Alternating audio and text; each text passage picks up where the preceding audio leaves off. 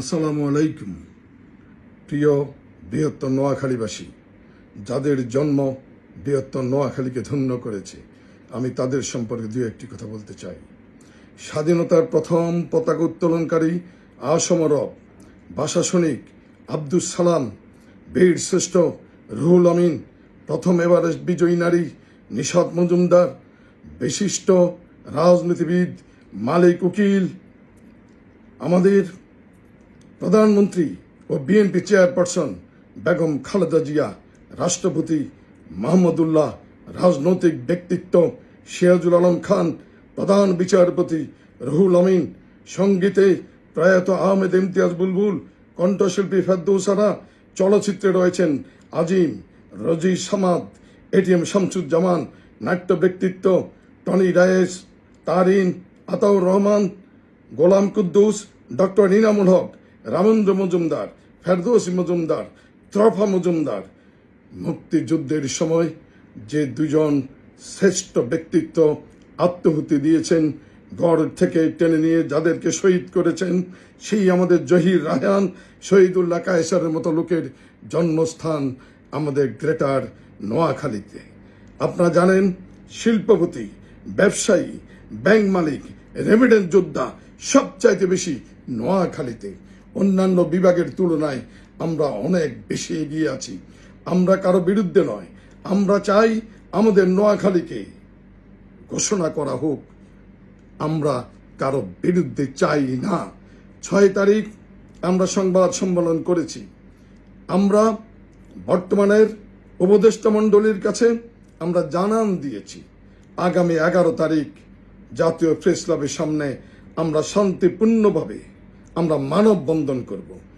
প্রিয় গ্রেটার নোয়াখালীবাসী, ফেনী, লক্ষ্মীপুর, নোয়াখালীবাসী, আপনারা যে যেখানে আছেন, আগামী 11 তারিখ শনিবার বন্ধের দিন আপনারা সকাল 10টায় যোগ দেবেন ঢাকার প্রেস ক্লাবের সামনে। আমরা জানান দেব, আমরা আমাদের অধিকার চাই, আমরা কারো বিরুদ্ধে নয়, আমরা শান্তিপূর্ণভাবে নোয়াখালীকে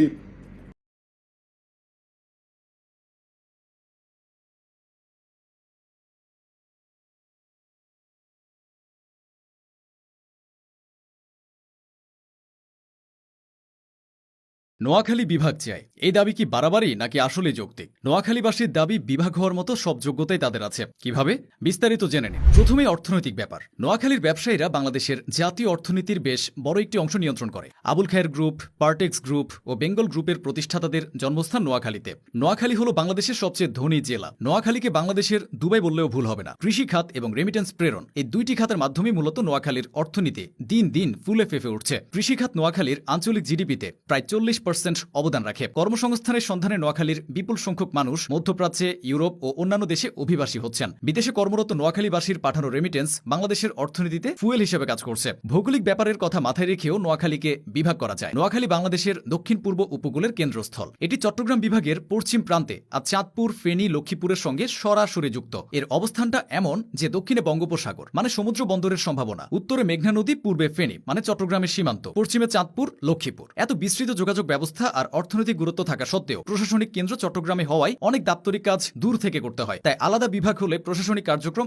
আরও কার্যকর হবে। এদিকে চট্টগ্রামে থাকা বিভাগ এখন অতিরিক্ত বড়। চট্টগ্রাম, কক্সবাজার, ব্রাহ্মণবাড়িয়া, ফেনী, চাঁদপুর, লক্ষ্মীপুর, নোয়াখালী, বান্দরবান, খাগড়াছড়ি, রাঙামাটি সব মিলিয়ে এক বিশাল প্রশাসনিক বোঝা। তাই আঞ্চলিক ভারসাম্য রক্ষায় নোয়াখালীকে বিভাগ করা যেতে পারে। এবার আসা যাক শিক্ষার ব্যাপারে। নোয়াখালীতে রয়েছে নোয়াখালী বিজ্ঞান ও প্রযুক্তি বিশ্ববিদ্যালয়, যা পুরো দক্ষিণ পূর্বাঞ্চলের একমাত্র পাবলিক বিশ্ববিদ্যালয়। এছাড়া Noakhali medical college, polytechnic institute, সরকারি কলেজ, বেসরকারি বিশ্ববিদ্যালয় সব মিলিয়ে বড় বড় কিছু শিক্ষা প্রতিষ্ঠান আছে। নোয়াখালী বিভাগ হলে শিক্ষা, গবেষণা, হাসপাতাল, সরকারি দপ্তর, কারিগরি প্রশিক্ষণ সবকিছু মানুষ বড় পরিসরে পাবে। ইতিহাস ঐতিহ্যের দিক থেকে নোয়াখালী অনন্য। ব্রিটিশ আমলে নোয়াখালী ছিল একটি গুরুত্বপূর্ণ প্রশাসনিক জেলা। এখানে ছিল কালেক্টরেট, আদালত, রেভিনিউ অফিস এবং বিভিন্ন উপবিভাগ। জেলার অর্থনীতি কৃষিভিত্তিক হলেও নদী পথের কারণে এটি চট্টগ্রাম ও কলকাতার সঙ্গে বাণিজ্যিক যোগাযোগ রাখত। ব্রিটিশ আমলে হাতিয়া দ্বীপ ও উপকূলীয় অঞ্চলে নদী বন্দর ও কর আদায়ের কেন্দ্র ছিল। নোয়াখালী নোয়াখালী জেলা নানান ঐতিহাসিক ঘটনার সাক্ষী হয়েছে। 1830 সালে নোয়াখালীর মানুষ ওয়াহিব আন্দোলন ও 1920 সালে খিলাফত আন্দোলনে সরাসরি অংশ নেয়। 1947 সালে মহাত্মা গান্ধী নিজে নোয়াখালী জেলায় এসেছিলেন। বর্তমানে নোয়াখালীর সোনাইমুড়ি উপজেলায় গান্ধীজির নামে একটি আশ্রম রয়েছে, যা গান্ধী আশ্রম নামে পরিচিত। নোয়াখালী হল বাংলাদেশের একমাত্র জেলা